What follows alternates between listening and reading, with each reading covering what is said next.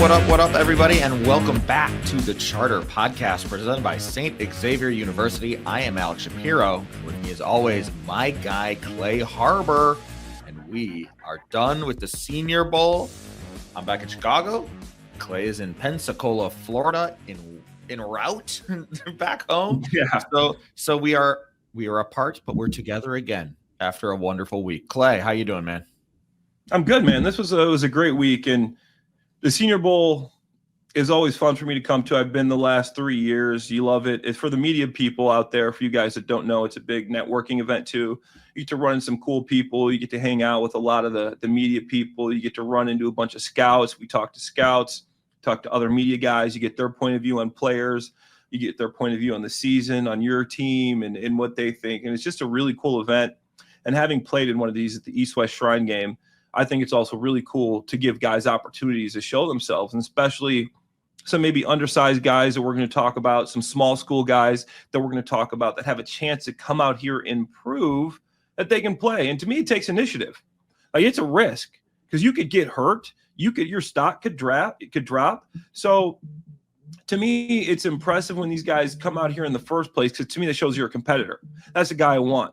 You had an opportunity to go to the Senior Bowl? For me, East-West, I did too. East-West Shrine game, Texas First Nation. I'm going to go out there and compete and show these guys what I can do. So I loved what I saw from these guys. I know we got a good list of players for you guys that we think Ryan Poles will draft. I heard a stat that Ryan Poles has taken 2 or 3 guys each of the last draft from the Senior Bowl. So some of these guys we mentioned will be Chicago Bears. And I think me and Alex will hit on a couple of them. Yeah, we're going to cast a wide enough net, hopefully, that we hit on a couple guys.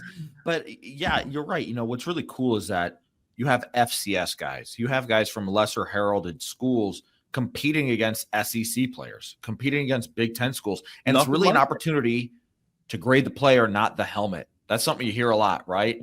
And a lot of guys who are wearing helmets you don't recognize played really, really well and did really, really well for themselves. And that's another, it's just fun to watch. It's very cool to watch. So without further ado, we are going to go back and forth, and we are going to share 5 guys each who we think helped their stock in Ryan Poles' eyes, right? We know the Bears are looking in the trenches. We know that the Bears need to firm up at a couple other position groups, not just O-line, not just D-line. What guys did better to improve their chances of becoming Chicago Bears? Let's start with you, Clay, your first guy. All right. And just to preface what I said earlier, Ryan Poles is going to go after these guys. Look back to when Braxton Jones, he found his starting left tackle in the 5th round. Dominique Robinson fell in love with him at the Senior Bowl. Darnell Wright, his first-round pick a couple years ago. Tyreek Stevenson, Senior Bowl. Zach Pickens, for better or worse, healthy scratch even after Billings went down. That could be seen as a miss, but Senior Bowl. Roschon Johnson, Senior Bowl standout. Tyson Bagent, Senior Bowl. Kieran 𝗏𝗏𝗏𝗏, once again, for better or worse, Senior Bowl. And your boy, Torrey Taylor, Senior Bowl. And 𝗏𝗏𝗏𝗏 Carter. 𝗏𝗏𝗏𝗏𝗏 Carter was another big Senior Bowl guy.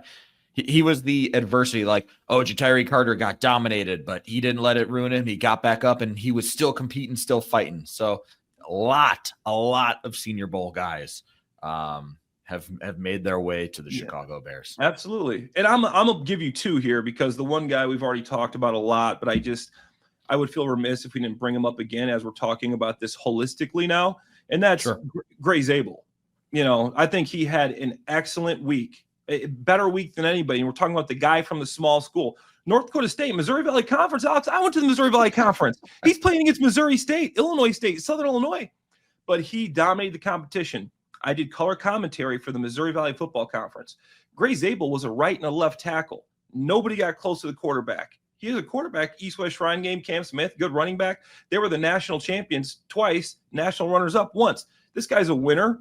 He's big, and he was able, and I don't know if you guys understand how impressive this is. He's played only right and left tackle. He comes into the Senior Bowl and plays guard, not just right guard, right and left guard. Not just right and left guard. He also plays center, and he looked so good at each position. He was strong. He had an anchor. He drove guys off the ball at the run game, maybe got off of some blocks a little quick on some double teams to climb to the second level, a 9-on-7 drill. And I just love this guy. I think he's a guy that could fall because it's a loaded upper tier of the draft. I think you can get him in that second round range and maybe even third. But I see him as like a Cody Mock, a guy from North Dakota State that came to the Senior Bowl last year, 2 years ago, crushed it, a Grant Barton type that could climb up boards. And then Emry Jones. That's a guy that me and you both, I think I might have stole one of Alex's guys there. He's smiling a little bit. I'll get another guy. Yeah, Emry Jones. So he comes in, he's a tackle. You see his projections. I look at ESPN, PFFF, FF. They're not 3 Fs, there's 2. And like just to see like where did they have this guy? And he's like a 4th round graded guy. So tackle up and down. I mean, you talked about there was one play where he comes out and Shamar Stewart, who is another guy I think we'll mention, just completely runs past him, strip fumble. I go, that is not good. The next play, Emry Jones comes back and buries him in the ground and has a great rest of the drill. And then the next period, he comes out and he's playing guard. And that's when my alarm bells start ringing. Okay, the Bears, he's playing right tackle. The Bears don't need a right tackle. Now he moves into right guard. The Bears need a right guard. Let's see how he does there. It transferred over. I mean, this is a guy you could still probably sneak in the 3rd, late 2nd, somewhere in there. But he was physical. He could move. He's got some stuff to clean up. But 6'5", 312, a little light for guard, but he showed a competitive streak. He didn't back down, and he bounced back from adversity. Emry Jones is a guy that's got some traits, showed some flashes, position versatility. He's a guy I could see the Chicago Bears going after. Yeah. I want to touch on 𝗲cie𝗶𝗹 a little bit. I mean, this is the name on everybody's lips after this week. And I think it was the positional versatility. I talked to him about playing center because it was like, hey, you comfortable playing center? And he said he did play it a little bit in high school. And then he was also emergency center at North Dakota State. So he's like, it's not completely foreign to me. Yeah. But like, yes, it ain't easy when you are out on the edges primarily, pretty much all the time in games. And now you're being asked to kick inside. It seems like he's going to project to be an interior lineman. But he was really consistent. He was a guy who, if a defensive lineman was having a really good day, he could shut him down. He did pretty well getting up to the second level, wiping out linebackers. So 𝗲cie𝗶𝗹, the name on everybody's lips. And then Emry Jones. Yes, we did both like this guy. Here's another thing that I'll say about Emry Jones that I really liked. His attitude. I mean, this dude had a mean streak. And that was visible, right? If he lost a rep, it was clear he took it personally. If he won a rep, it was clear he also kind of took it personally and would let you know, I got you. I got you there. So that was really fun. And he just exuded that personality, and you want those tone setters, right? You want those nasty guys on the offensive line. That was part of what drew the Bears to Tevin Jenkins back in 2021. I got those same kind of vibes from Emry Jones. All right, so that is Emry Jones. I'm going to stick in the trenches with my first guy, and it was a tackle who I thought was one of the most consistent throughout all 3 days. That was 𝗦cie 𝗰𝗶𝗹 from NC State. I thought he was really stout, and he was another guy where if a defensive lineman or an edge rusher was giving some guys trouble, he seemed to figure it out. And it wasn't just one type of move that he could shut down. He was shutting down bull rushes. He was shutting down spin moves. He was shutting, if you came at him with a variety of moves, he seemed to have an answer. And then, similar to 𝗲cie𝗶𝗹, the versatility, he did it on the left side, and then he also did it on the right side. So he showed you, hey, I can play either way. So teams that need a swing tackle, if the Bears are looking for a competitor for Braxton Jones, or if they're looking for an upgrade at swing tackle, because obviously you need good swing tackles because injuries happen on the offensive line. There's a guy who can play on both sides, and I thought was really solid. No, I love that pick. Like you said, the guy's got the versatility to be the swing tackle. I don't think he's going to be a guy that is a highly touted dude as far as first or second round. I think you can get him with good value, and a guy that's got a ton of upside just because of his versatility, as you alluded to. But I love that pick. I'm going to go to the defensive side of the ball here, and we need some interior defense, and we're going to go with Deone Walker from Kentucky. I mean, this guy, he's a beast. He's a guy that could play 3-tech. He could play nose. He was a problem all week long. Quick first step is what I have. Good pass rush moves, was almost impossible to block in. one-on-one drills. He's just a guy that I think a guy like Ryan Poles would like. He reminds me a little bit of Big Bill, but a little bit more athletic. He's stocky, he's big, he's quick. I really liked what I saw from him from Kentucky. He had some good production in college as well. And Deion Walker is a guy that I love. Nice. I wrote his number down. I wrote 0 down a bunch of times. So I'm with you there. All right. I'll follow you again. Defensive line. Once again, versatile dude. I am going with Darius Alexander from Toledo. This is a guy who he told me that he played 1 through 9 and felt pretty good anywhere you put him. And we saw that. We saw him, kind of playing a 3-tech defensive tackle position a little bit. We saw him playing defensive end as well. And he, to me, was a drill wrecker. There were multiple moments early in team practice where he's just in the backfield, like gumming up the run game. Whether or not he's making the stop or not, he's just kind of, that disruptor in the backfield. And then one red zone drill in particular, back-to-back snaps, he had a sack. He ran through Harold Fannin, who was a tight end, and then ran around Josh Connerly, who was a highly touted offensive tackle. I mean, just smoked him, got sacks on both plays in the red zone. Defense was fired up.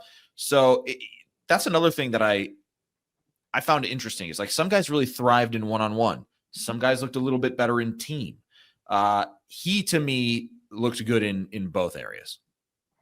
I love how you said Darius Alexander. I was literally sending you clips right before the podcast of Darius Alexander. I sent it to Alex. At first, I'm like, dude, I like this guy, but is he worth the hype? And I started watching some more of him. I go, he is worth the hype. And this is what the Senior Bowl is about. A guy from Toledo who's coming from the MAC. Okay, what can you do here? He showed the versatility at 6'3.5". I think he measured in at 290 pounds. And he was playing some edge. He was playing some 3-tech. He was playing some nose. He was lining up all over the place. Darius Alexander is a problem. But the question I have, you're playing at Toledo. You have all these traits. You're a freak athlete. He only had 7.5 sacks in his career. So I need to go back and watch some game tape of him. But I think Darius Alexander is the real deal. And I think he's a guy that flashes the traits. And we've seen that Ryan Poles loves the guys that flash the traits. But right now, Alex, what I'm going to do is I'm going to go out the opposite route here. I'm going to give some love, quick love to 3 short kings. And this, once again, this is why I love the Senior Bowl. Willie Lampkin, the first guy, he's a center, right? And he's a center from a low level. Where did he go again? He went to Coastal Carolina, and then he transferred to North Carolina. Mm-hmm. So he started all 11 games at offensive line. He was 3rd team All-ACC. But this guy is 5'10", if you guys don't know. He's playing center at 5'10". So if you're a traits guy, you look at this guy, you say, no way, this guy is draftable. But he has a 6'6" wingspan. Then I start doing a deeper dive and go, how is this guy able to do it? Because I've played in the NFL for a long time. He would be the shortest and the lightest NFL offensive lineman in history. It sounds crazy, Alex. Willie Lampkin, state championship wrestler. There it is. This guy knows how to leverage. And I was just talking about Deion Walker before this. Deion Walker's a massive man, 6'7", 6'8". He stoned Deion Walker a couple times. He's playing against the best guys, and he got beat a couple times. But Willie Lampkin is a pit bull. He held up in pass pro. He drove people in the run, and I know it's crazy because he's 5'10", but this guy could play Tez Johnson wide receiver, 155 pounds. Like a strong gust of wind is going to blow you over. But to me, he's a wide receiver. I think he could slip because of his size. Tank Dell-ish. I remember Tank Dell goes 3rd, 4th round. I remember I was the number 1 leader of the hype train for Tank Dell after coming to the Senior Bowl. I don't care how much this guy's good against jam press. They're not getting their hands on him. If you're light and they can get your hands on you, that's a problem. They are not getting their hands on. He's a Tank Dell clone. Literally the same exact Senior Bowl. It's like I've seen this thing twice. Tez Johnson will be a solid wide receiver. And the last guy is your boy, Trevor Etienne. I mean, this guy's 5'8". You see he's got like some 4th round grades on him. And I know the Bears aren't going to, they're not going to go high as far as if you go running back. But Etienne was one of those guys that really impressed me. And I got a couple things on him here. He's He's obviously undersized, quick, very good catching the football. Loved what he's able to do. Had good production. Had the most yards after catch in the country from the running back position last year. So he's a Jahmyr Gibbs type guy. You get him the ball in some space, he is going to run the ball. Love Trevor Etienne. His brother Travis obviously plays for the Jaguars. And these are undersized guys. I know Poles is usually a traits guy, but these guys can play football. And I think these are guys you got to look at because you could get discounts on them because of their size. Yeah. Yeah, Trevor Etienne was another guy I had on my list. I thought I was going to be sneaky and sneak him in. Here's the thing. Poles and Cunningham, we saw them on the sideline on day 2. This is when we really spotted them on the sidelines. They were definitely laser focused on the trenches. They spent some time watching running backs too. And we have talked about how now when they're watching running backs in individual drills, they are also watching linebackers because it's the running backs versus linebackers in those drills. So I should say they were watching the running back and linebackers drill. But Trevor Etienne in those drills was unguardable. I mean, like laying double moves on guys, juking linebackers out of their shoes. And I guess that is a little bit of an unfair mismatch, right? That's a tougher assignment for the linebacker. But he looked great. He looks really, really good. And we talked about the pass catching. Like he caught some balls in Georgia, but he's like, I can absolutely do more. I can do more as a playmaker and as a pass catcher. And he seemed up to the task. And then Lampkin as well. Another great choice, Clay. This dude, he's like a little boulder in there. Like, again, there would be defensive tackles towering over him. Like, legit many inches taller than him. Towering, much bigger than 9 him. inches he's given up. And he's just firm. He's just real firm in there. I asked him about that. He was like, listen, teams are like the height is a thing. There's no way around it. The height is a thing. So what's your narrative? How do you get around that? And he's like, listen, I can't change how tall I am. I cannot change my body. Background is huge too, because you know how to leverage.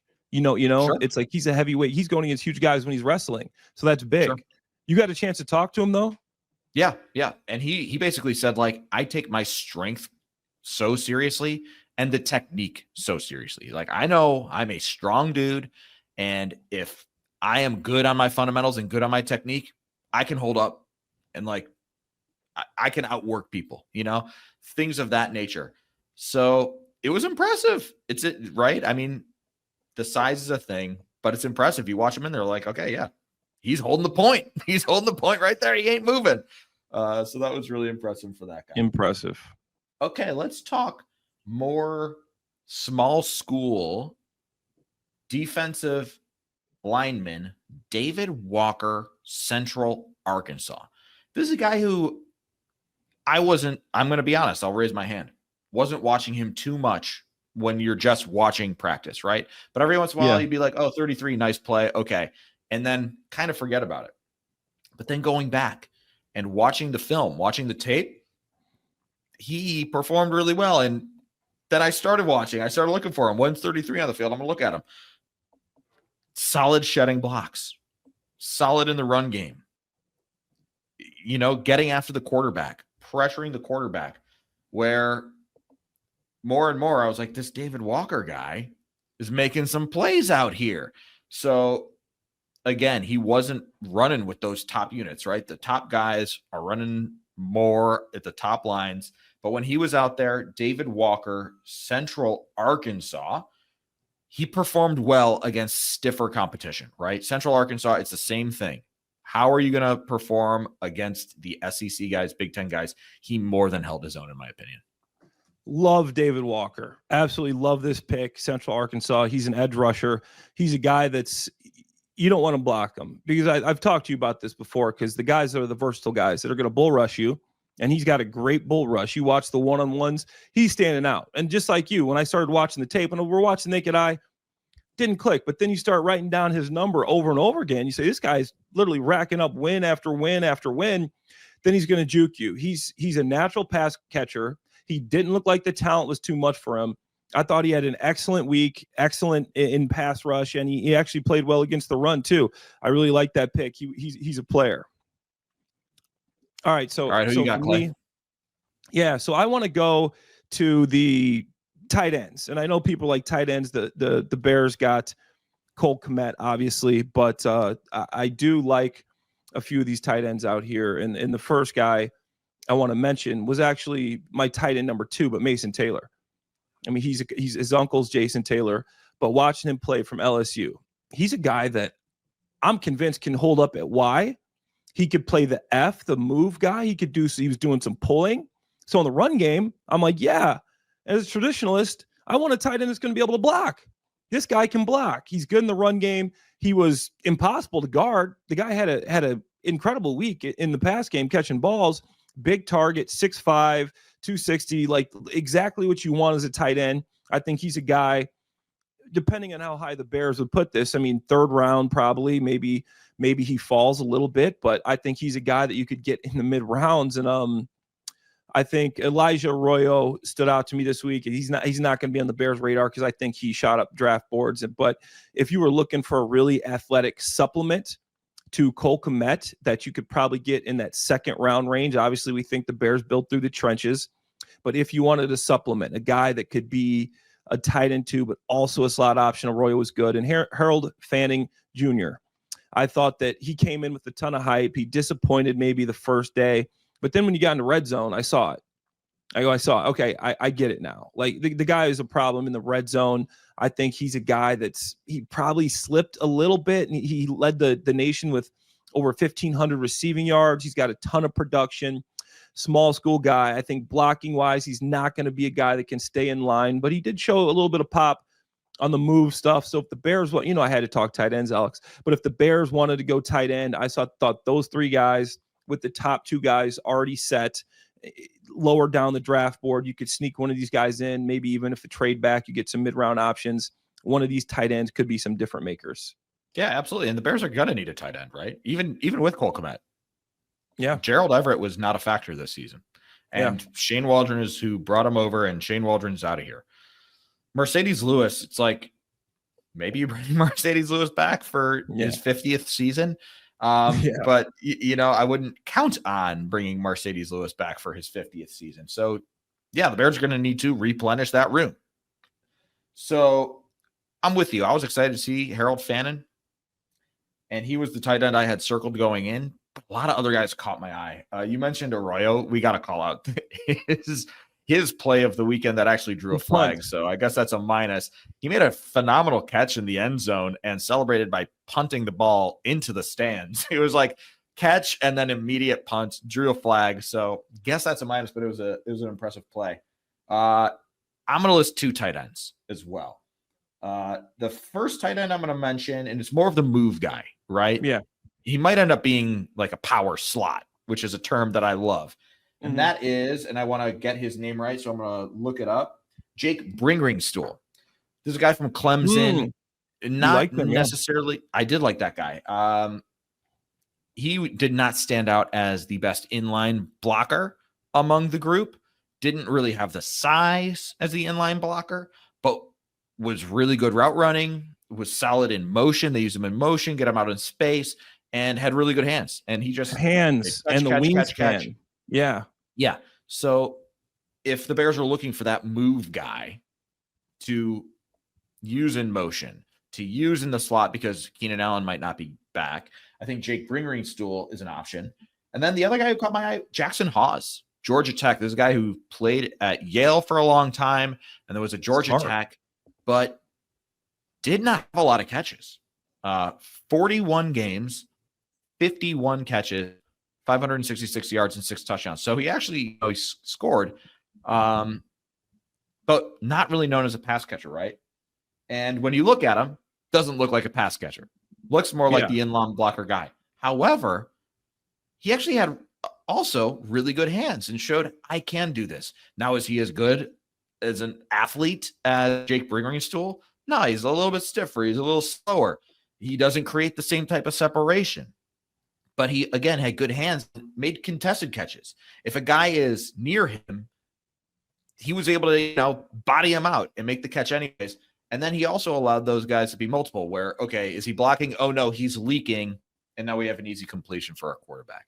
So Jackson Hawes, impressed me when I thought, okay, this guy's just going to be a blocker. No, he made some catches out there.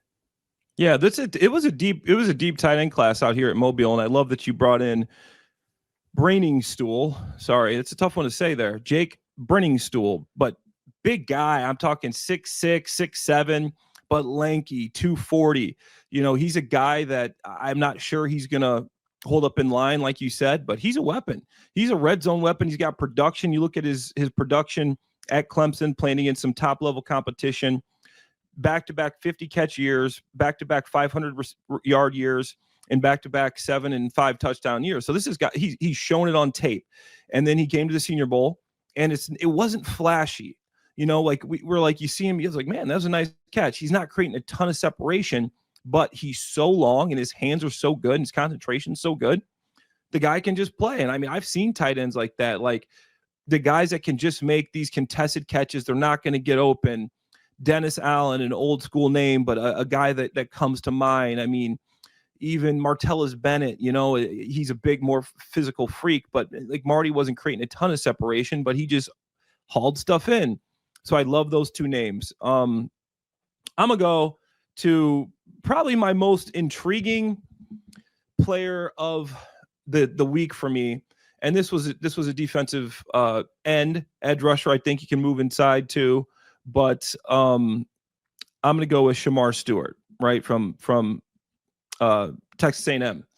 And this guy had some highlights. I mean, we saw it all week. He flashed. He is big. He is strong. He can play edge. He can play inside, maybe 3-tech if you put some weight on him. But I go back to look at some of his college film. I watched him against Will Campbell, and I wanted to see him go. And Will Campbell, LSU, is like a top 10 rated tackle. So let me see what he does against Will Campbell. And he did nothing. He just got stonewalled. And I'm like, a guy this athletic, this good, like, why is he not producing? He had 4.5 sacks in 3 years. Alex, I could go out in college football and think I could get 4 sacks in 3 years. And this is a freak athlete. But these are the guys that you see Ryan Poles shoot on. And I'm baffled where this guy's going to go, because I feel like he could go anywhere from the end of the first to the end of the third.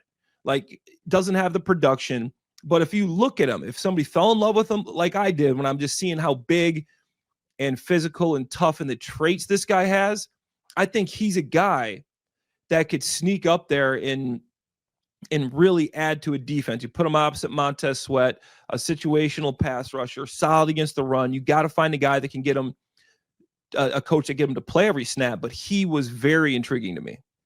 Okay. I've lost track of guys. Yeah, I think this is our 5th guy. We've gone over a lot of guys, so I'm going to do one last guy. One more, yeah. And it's a guy that you turned me on to. You said his name. I was like, huh?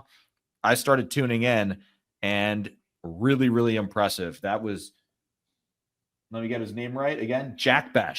I wanted to call him Jake Bech. Jack Bech, wide receiver, TCU. Another guy who was just getting open.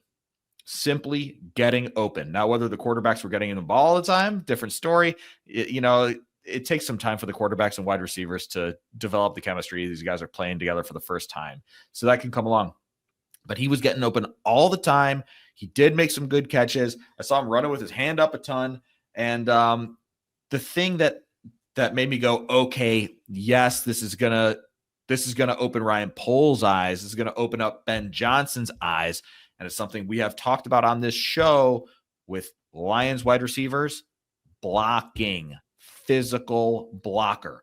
They threw his screens his way where he was on the perimeter, and he is like holding and, again, being mean. He had that nasty streak as a blocker where he's like getting in guys' faces. The whistle's blowing, plays dead, and he's still blocking like, I got you. So the nasty streak on the blocking is key. And, is wide receiver as much of a need with DJ Moore and Rome Odunze? No, it's not as much of a need. But this is a guy who I bet caught those guys' eyes when he's catching the passes, getting open, and then blocking on the perimeter. It's a good combo. Oh, yeah. Ben Johnson wants some blocking tight ends, and I think that was one of the negatives of the Bears was their perimeter blocking at times. All those swing screens and just getting guys that could do that. Bech, he's like Ladd McConkey, but bigger. He's 6'2", 210, hit 1,000 yards this year for TCU. the guy's just quick. He could play slot. He could play outside. I think he's more of a slot guy, but he's a little tall for slot. But I love Bech. You saw me out of here the first day. I go, I really like this guy. Got the quicks. He had hands. And he was just a competitor. He could go up and get the ball. He could run routes. And once again, Alex, I know you said that the receiver's not high on their priority list. But this is another guy. I mean, we don't know if somebody makes a reach on him, but he's another guy that I could see falling. I could see falling to the late third round, maybe 4. Because there's so many receivers at the top of this class. You don't know how it's going to slot out. But he's a guy I truly believe will be a steal. And we're going to pull this podcast up at the end of next year. And I know, just like I fell in love with 𝗦cie𝗰𝗶𝗹, I love this guy, Jack Bech. And I think we covered a ton of guys there. But I really think that these guys that we talked about are guys that are going to have good careers in the NFL. Absolutely. And here's the thing. I feel like we go on forever, but yeah, 30 minutes and like guys. 15 guys. Yeah, exactly. Okay, so let's turn the page, because the Bears, while the Senior Bowl is happening, continued to reportedly fill out their staff. First, let's talk about briefly defensive line coach that's reportedly coming over, Bill Johnson. Guy's got a ton of experience, lengthy coaching experience, has the Saints connection as well. So Clay, just quick thoughts, Bill Johnson. Quick thoughts on Bill Johnson is I think it's a good hire. The last couple of years, he was with the Birmingham Stallions and the two UFL football teams at defensive line coach. So that your antennas raised there. It's like, wait, they're bringing in a UFL guy. Then you go back and you start looking at his history. He's got a long history in the NFL, and he had 5 years with the Saints with Dennis Allen when Dennis Allen was at his best. When the Saints were a good pass rushing unit, that was his D-line coach. So it fits perfectly. This is a guy that Dennis Allen trusts, has worked with multiple years, respected guy in the league, has done it, has coached some of the best pass rushers around. Cam Jordan, I was telling you guys stories about how bad it was to block a guy like Cam Jordan, and that has to do with a lot of the coaching up of this guy. So I think it's a good hire because of the familiarity. He knows how to run Dennis Allen's system. He's gonna be able to coach him properly, the exact way that you want, because sometimes when you bring in a new coach, there's a little bit of a division there because each coach has their own ideas. Just like we see a guy, we like a guy, but we may see a couple guys a little different. And some guys may see things a little bit different on how to pass rush, how this blitz should look, how this twist should look, what pass rush moves work, how do we want to contain here when we're sending this blitz. So he's got a guy that he knows. He's got a guy that he's produced with. So I love the hire. Great. And then moving on, Press Taylor, reportedly hired to be the passing game coordinator. Clay, you're familiar with Press from your time with the Jaguars, so please tell us about Press Taylor. So I actually met Press when he was a quality control guy on the Philadelphia Eagles. It's just basically a guy carrying clipboards, and awesome guy. And he was a guy that, as a tight end, he throws you balls before practice. He's a guy that's carrying around the script, and you're watching the plays. Like if you're with the 2s, the 1s, if you're with the 1s, you're watching the 3s. He's holding the scripts, telling you what the play is, all that good stuff. And he's a good dude, hardworking guy. Personally, I love the guy. I mean, just a absolute bro, good guy you listen to, whatever. Goes to Jacksonville. Also know him from Jacksonville. Jacksonville, obviously, I'm still connected out there. I have, I played there for 3 years. Doug Peterson was my coach in Philly for 3 years, quarterback coach, and I know Doug well. When I went to training camp last year with the Jags, hadn't seen Doug in forever. I'm just standing there in the media gallery, and haven't seen him. I'm just taking notes, whatever. And he looks up, sees me. He goes, "Clay Harbor, how we doing?" Because that's how he'd always would he call me in Philly like 10 years ago.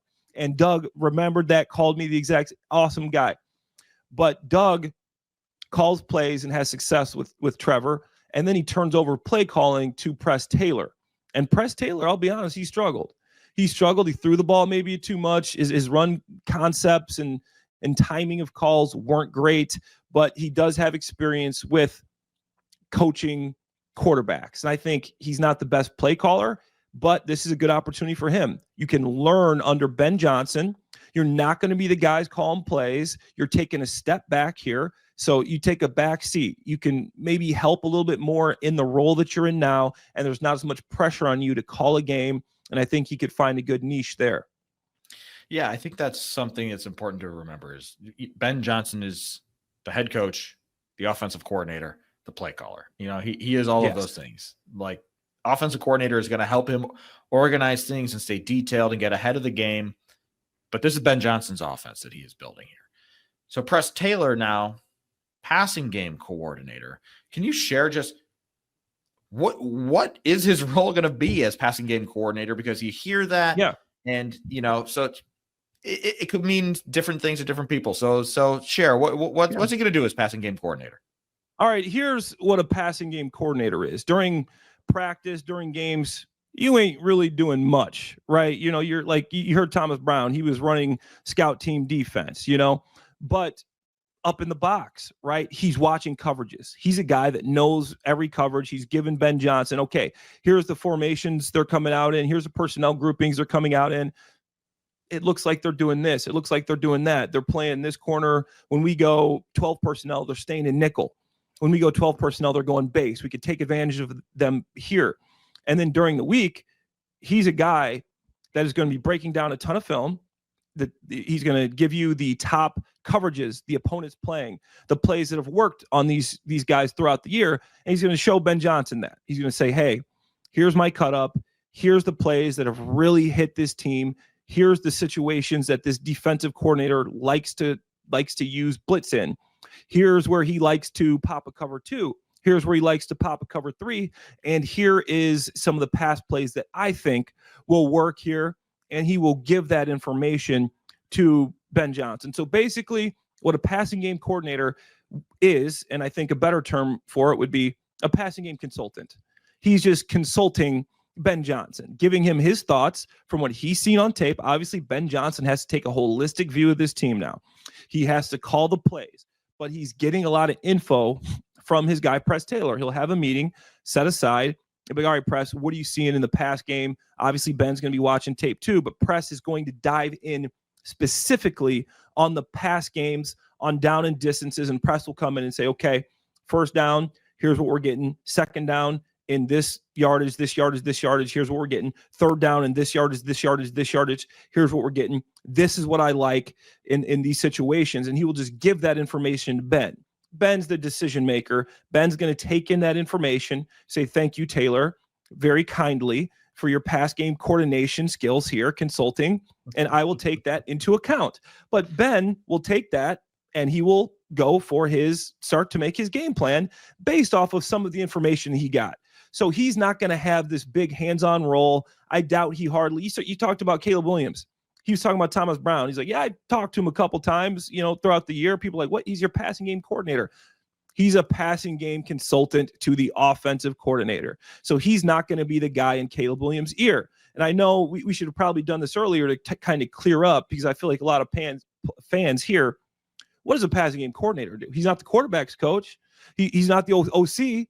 So that is what the passing game coordinator is doing. Wonderful. Wonderful, wonderful, wonderful. So hopefully that clears up where the staff is at. We got some Senior Bowl picks. We're ramping up, man. It's feeling real. The draft, we're here. It feels good. Combine right around the corner. Coming up, combine coming up. We got a lot of stuff to talk to. Are we going out to the combine, or are we just gonna watch and take our notes from home? That's going to have to be a tease. That's going to have to be a tease. We shall see. We shall see, Mr. Harbor. But yeah, keep it here at CHSN for all your offseason coverage, because as Clay said, we got a lot to talk about. All right. So once again, for Clay Harbor, I'm Alex Shapiro. Thank you for listening to the Charter Podcast presented by St. Xavier University. Have a wonderful weekend, everybody.